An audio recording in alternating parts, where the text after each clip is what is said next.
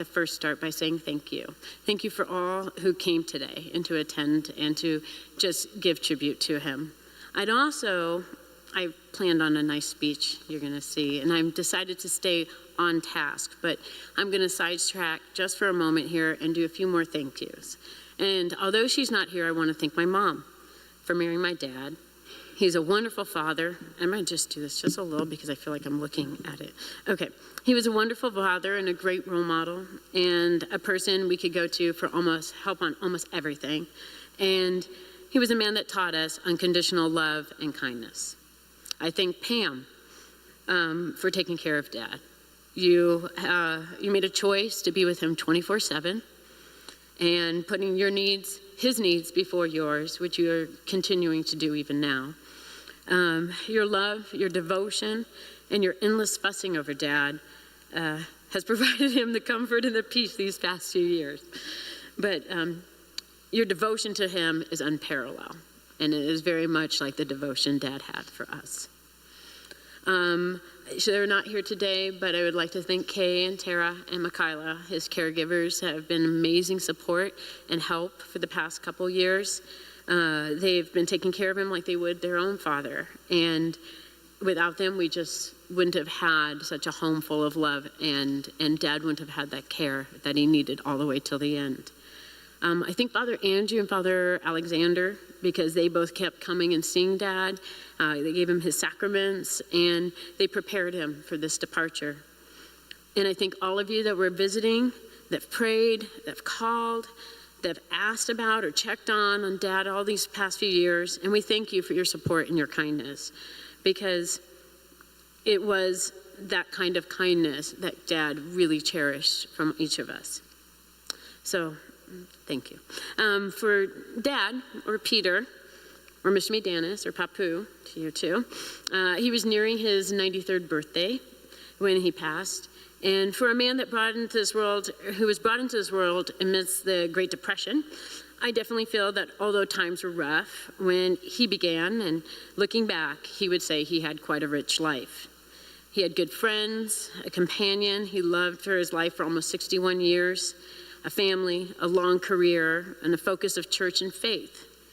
And he experienced love and laughter and joy and kindness, pain and sorrow and loss, and through it all, a thirst for knowledge, which he quenched every day.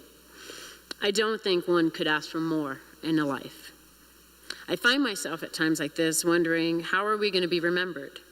It's a big concept to really kind of orchestrate and put your mind around. Like, what we are here, what we do here, and how we do it here right now will forever be seen in the eyes of others.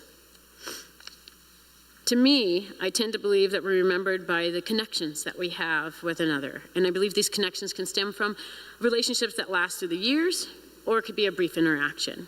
And they can be these little things.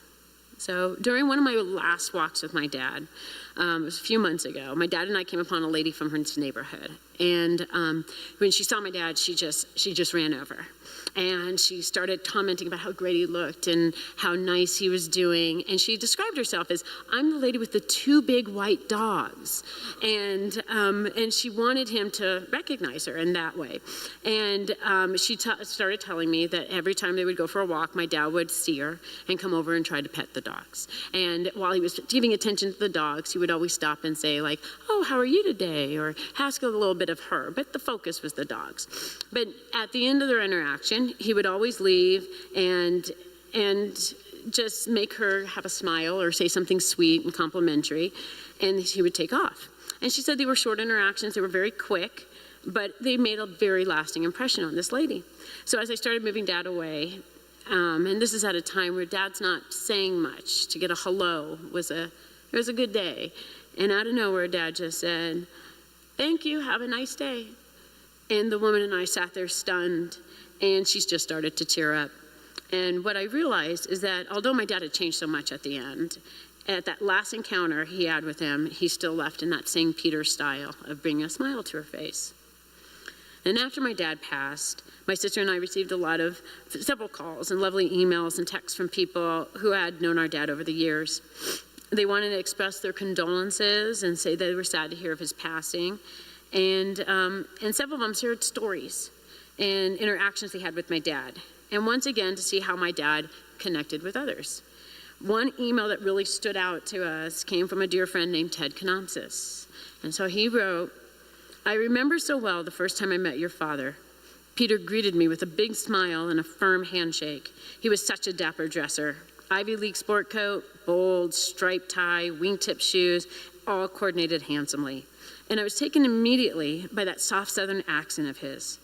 Over the next several years, he had always shown special interest in me, always asking how was I doing in school and athletics, and what were my plans for the future. It was so interesting how such a simple, kind gesture like that can leave an impact on a person. Your father had a rare quality not found in many people today."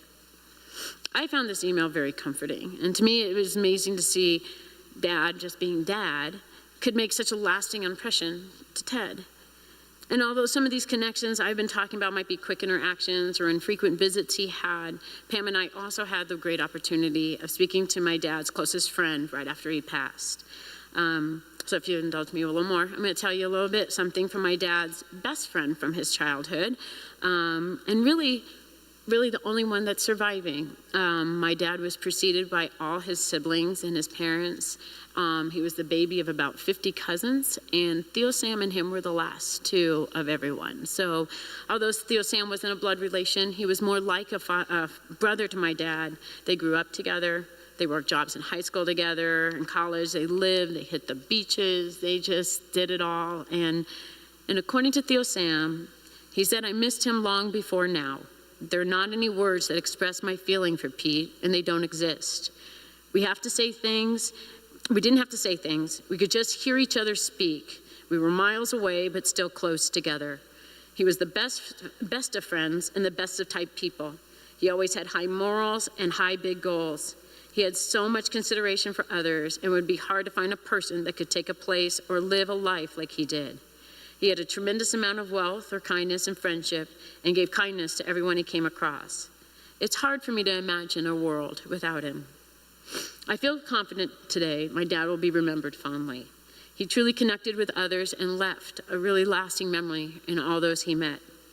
For many of you that knew Dad or remember him, your connection may not be just a few small words.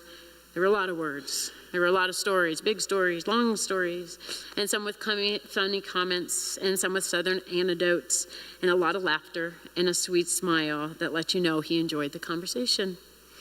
I know my dad would appreciate that you all came today to say goodbye.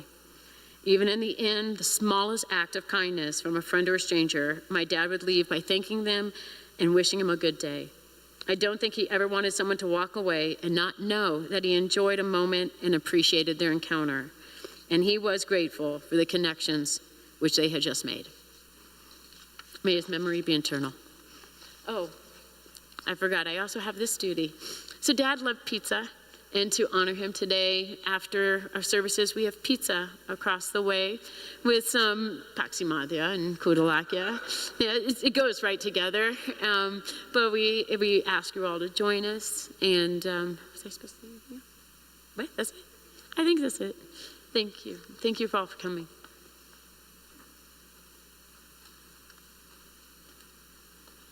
Thank you all again for joining us this evening, and of course a great thank you to Father Andrew and Father Jacob in Assumption for having us here, as well as our church is torn apart and getting put back together. So as Caroline said, please join us across the way, and then tomorrow the funeral will be here at 11 o'clock, and then followed by the burial at Greenwood, remembered it. At Greenwood, over kind of in the stack area over there, and then the reception of the Macaria will be at Holy Trinity in the small hall. So a nice little day of driving and being together. We'd love to see you tomorrow too. So God bless you all.